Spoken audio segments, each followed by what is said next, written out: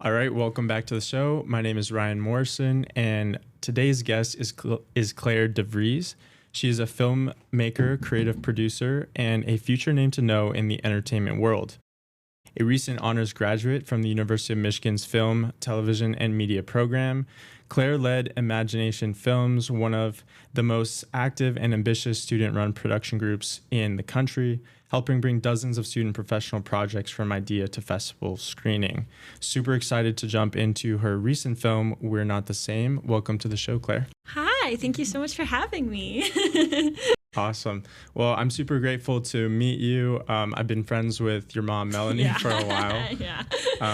And so, I'm really excited to jump into the film. So could you talk just a little bit about the inspiration for it? Yeah, of course. So the film kind of began when I was sitting in one of my film theory classes and we were watching Vertigo. And I remember just kind of feeling so frustrated by that film. Like, it's regarded as one of the best films of all time, but the women characters in that film had like no autonomy and they were just so objectified. And I was like, I wanted to write a film and make a film that kind of subverted that and was like, okay, let's make a film with these kind of similar aspects of like the psychological thriller and like, and this intention, but then kind of change that and make it written by women for women. And so that's kind of where the project all started. I got two wonderful advisors on my Michigan professors to help out on my honors film, David Merrick and Jim Bernstein, and they were incredible in advising me through all the way. And as I started beginning, I knew the film, I really wanted it to be about sisters. Myself, I have a wonderful older sister, but when we were younger, we were in competitive horseback riding, actually, and we were constantly kind of compared to one another, and I remember that feeling of like never feeling enough and always wanting to be better or wanting to be like her. But then, and I kind of wanted to symbolize that in that film, like the comparison that women go through. So I decided, like, hey, let's make this film about sisters or half sisters in this case, and kind of explore that tension. And then that's kind of how the film came to be. And it was a 1.5 year long process, but it was so incredibly fun making it. Yeah, no, I really enjoyed it. I had a chance to watch an exclusive screening of it yesterday. It's not out yet, but I'm super excited for when it does go out. So when it does, let me know and we'll push it out. Of course. Yeah, no, right now we're kind of doing final touches and submitting to film festivals, so it can't be out yet, but very awesome. You got like a little sneak peek. Yeah, there you go. So I thought it was really interesting. So for a little bit more context, we don't want to give too much away, but the film really is exploring that idea of half sisters in comparison, and they kind of meet and explore, like they meet serendipitously on college campus. Yeah. So talk a little bit about, because you were the producer on it, director, you did like so many things. We'll get into your all-female crew in a bit too, but talk a little bit about like the thought process on how you got to writing this story. You were exploring your relationship with your sister a little bit, but how did it all kind of come together? Yeah, of course. So I mean, yeah, the film is about a young woman, Mia, who finds out she has a half-sister and then becomes obsessed with her and starts stalking her. And that just to give more context around the film. But the whole process kind of came about is I started writing it. I met with my professors. That's kind of what you have to do in the honors program. And then I started writing it in the summer of, 2024, while I was interning actually at HBO Max. So it was a very busy time. But I sat down and started writing in the idea. And it just kind of came out, like all those things kind of came out on the page. I went through like so many drafts and drafts of that script, like 10 or something crazy drafts over the summer, and just kind of like it evolved to this story, and it took a lot of process of like, okay, how am I going to write this? How am I going to do this? And then as I was writing it, I reached out obviously to like all my crew, and we kind of started putting it all together, and then just began producing it, helping to find locations, finding our cast and crew, our wonderful actress, Kaylin Gines. She is amazing, and she was like, I had seen her in other films, and I was like, I want her, and she hopped on. And then we later in the fall found Kanie Leonard, the person who plays Isabella, the half sister,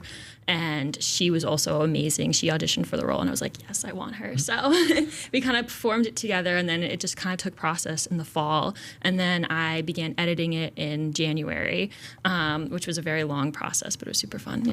Yeah, no, I really enjoyed it, and it was immediately emotional. Like, I think you kind of set up a couple of twists in it, like the way that Mia, right, was interacting with her mom, and then kind of like discovering who her dad was, and that was like a kind of lingering question at the beginning that you planted. Yeah. So I think it was a really, really awesome way to illustrate this dynamic between like families and sisterhood, but then also kind of like coming of age too on a college campus. There were some pretty intense moments in it as well. Yeah. So I think you just pulled it all together in such a beautiful way. Thank you. And so I'm so excited for anybody who's listening to this to be able to check it out at some point.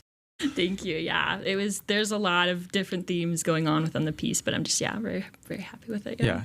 And so you've won a couple of awards, right, with it as well. So talk a little bit about that. How, for somebody who is a filmmaker or maybe aspiring filmmaker, let's say, like, how does somebody get, their film out there and recognition that it deserves? Oh yeah, it's a very hard. Well, it's definitely a tough process because there's just so many people make awesome films every day.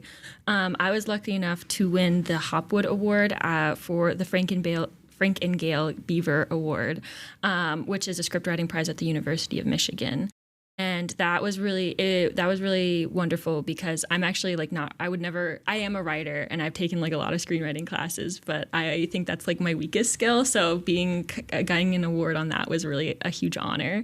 And I think recommendations on getting your film out there, it's just simply doing the work and making the films. You can't just you just have to find your friends and just go out and do it. The best way to learn is through the experience. And I think we're so lucky today too with social media platforms, just posting stuff on Instagram and TikTok, making little 1-minute films will help you just learn how to do it and get on the ground and just go for it, and easy ways to promote your film. So I definitely think that's one way to kind of find recognitions, and there's so many ways to network with people. So that's definitely a fun and easy way. Yeah. Right. And it was smart too to be able to join podcasts and other things, not just my show. No, yeah, get on a podcast. not just mine.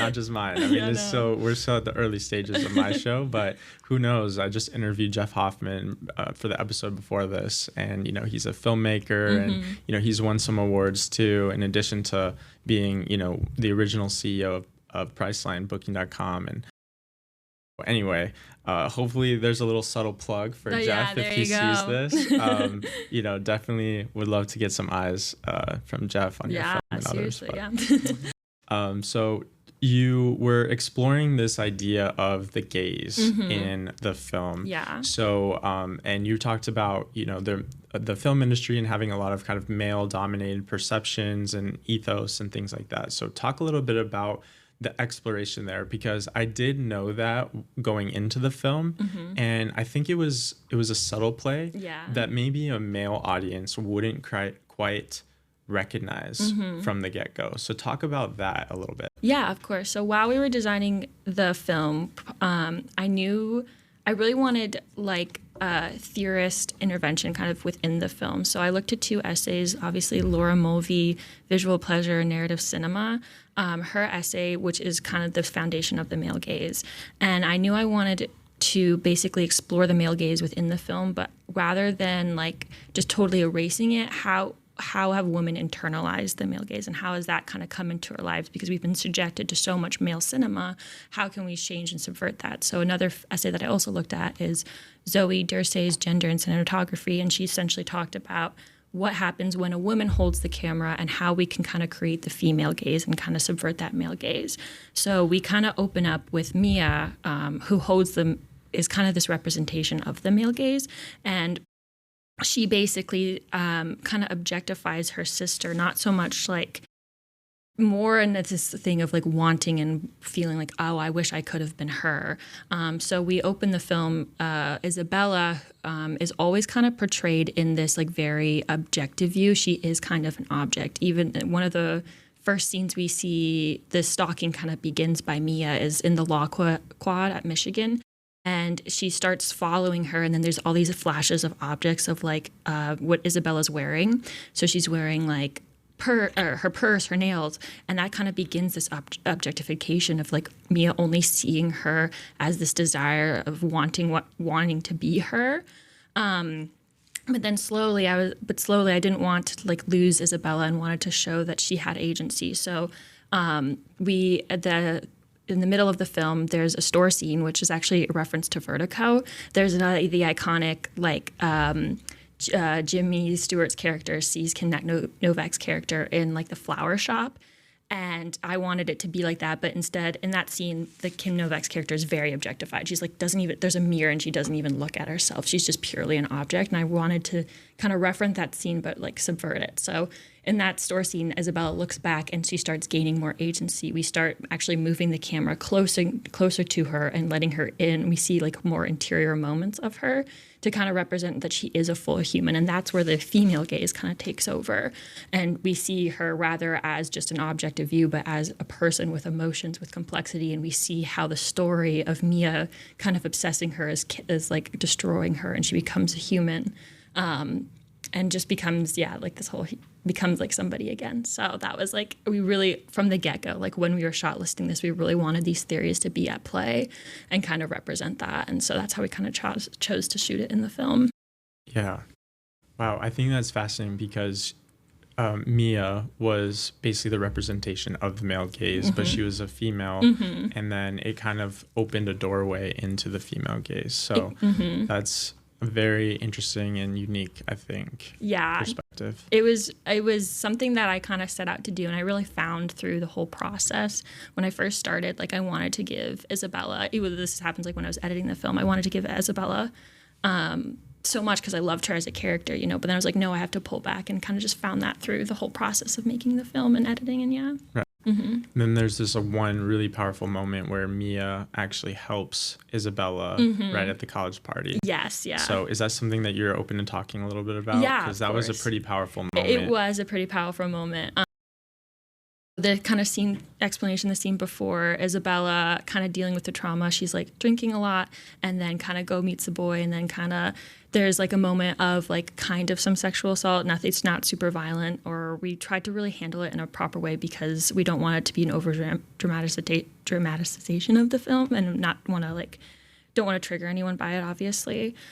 So we really looked to like other films to how to portray that. And then, Mia comes in and saves her. And that was like another really important moment to me in the film. And I knew I kind of wanted it because I kind of wanted to represent like most women's experiences. 1 in 5 women are sexually assaulted, unfortunately. And on a college campus, right? I remember hearing that during like orientation at University of Michigan. It's really common, especially at the University of Michigan. I think we have some of like one of the higher rates, unfortunately. And so I wanted to really represent that and change that. And also like it was actually through the gaze, that moment was planned in that like this was the heightened Mia watching her. This would kind of be, if this was maybe like a male directed film, we would really like objectify Isabella and maybe like kind of go more into it, but I really wanted to pull away from that moment and make it about these two sisters finding each other and saving each other. So we really tried to handle that moment with care, I'm glad you did it that way because, this is a sensitive topic, right? And who knows who's going to be listening to this. But I will say that this is the power of media and storytelling, right? Is like more people need to know that this is an issue. And this is a platform to be able to say, hey, like we need to not be burying these kinds of things. We need to be talking about them to be able to address these issues on campus. So yeah, definitely. We don't have to go too much deeper into that. But I'm glad you handled it the way you did. And also just the I guess the dichotomy there of like at the beginning, Mia and Isabella, like they felt like they destroyed each other's lives, right? But then in that moment, they saved each other. Exactly. And it took a little bit, and then you explore like the healing process too. So I thought it was just really well done. Thank you. Yeah, I'm glad you did it that way. I really wanted it to be that way about like, I think men kind of in their lives has hurt them, but they're kind of finding each other and finding themselves through this relationship. And that kind of begins the process. Yeah. That was great. So I want to ask you a few more questions here. One of them is about your crew, because we're talking about an all-female crew. So talk about the importance of that and talk about how it was so impactful being with an all-female crew. And feel free to shout out anybody that you want to there as well. So many people I have to shout out. I really knew when I started this film, I wanted it to be like majority female or as all female as much as we could, because like obviously if it's about a female story and about a female relationship, I want women behind the camera helping to create the story. So I first started with my lovely producer, Chloe Pfeiffer. She's an amazing woman, and she kind of helped me to build this crew. And then I found Rachel Altland, who is my director of photography. And she luckily brought like 2 other wonderful women with us, Alex Van Swergen and Lauren Donatoni, our camera operator. Love them both. They're incredible. But it was so amazing to be on this film with just a majority of women crew. Like, not only director of photography, Rachel and I, we would being able to design these shots very like male gaze, female gaze, already sitting down, having these conversations with each other, how we're being really thoughtful about how we're going to shoot this film, and just having that woman relationship. We just kind of understood each other so well. And literally, like, I would be like, I'm thinking of this, and she's like, I was thinking of that, we just understood and knew each other so well. And I think being on a female crew is so fun, because I think there's just so much support and kindness. I think women really understand each other, and also just like understand how to communicate with each other. And we just kind of build this great community of like, we're making something really impactful and really fun together. And it's just a really great support system. And I think women are so thoughtful too. Like, one thing I really loved is like, we were always like, okay, how can we make this better? What can we do better? How can we look at this in new ways? And so that was really just an amazing support system throughout the film. Yeah. That's awesome. Mm-hmm. Yeah, I would have loved to have been a fly on the wall at least, to see that all come together, because I do a lot of media work too, and make commercials for different companies and things like that. And funny enough, I do have guys that I work with, but the best video that we've done was filmed by women. I think not to whatever. I think women are amazing. I think it's just, there's a level of difference that I've noticed. Not to like, there's amazing men who I've worked with too. I don't want to like ever say that, but the women that I've worked with, I think there's just such a level of thought and care that you really see, that I just really love when I'm working with one another. Yeah. Sounds good. Mm-hmm. Well, I would love to show you our commercial. Yes. I'm going to shout out Alyssa Masters here. One of our team members at Maximize Media. She's awesome. Of course, yeah, definitely. I'll show you after the show.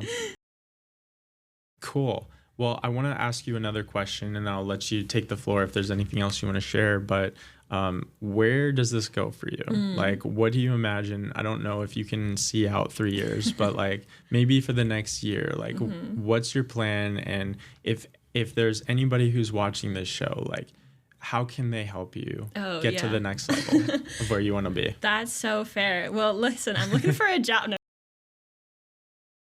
Be proud. Be proud. No. No, I'm kidding.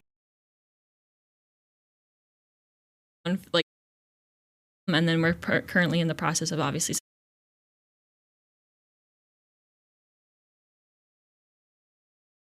and kind of making a list of like what specific films that we want to target. We really want to hit like obviously very female forward films. But then from there, we're going to be posting eventually, hopefully to release it online. So when it comes online, please watch the film. But then also, I'm working for work, gonna try, looking on that, Looking for work. You're working for work, yeah. And that's okay. Like, hopefully somebody listening here will reach out to you and see if they can help. What kind of roles would be appealing to you if you had to name a couple? Gosh, yeah, no. Obviously, like, still looking all around. Like, I love producing. That's been a major skill, having produced a lot of like around 8 short films myself already. But also looking at obviously directing. I love the work that you do there. I think it's so fun getting to work with actors. Also, I'm still new. I'm getting into the world, so production assistant, always a great role. Teaches you everything. So, are you looking for film, TV, docu, like any of the above? Any of the above. Film, okay. TV, yeah.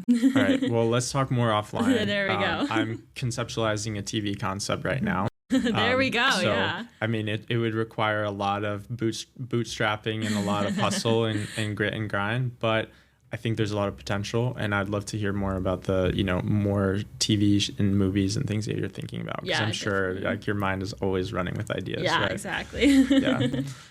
Cool. Well, is there anything else that you'd like, to share with the show, and anything we didn't cover that we want to? Yeah.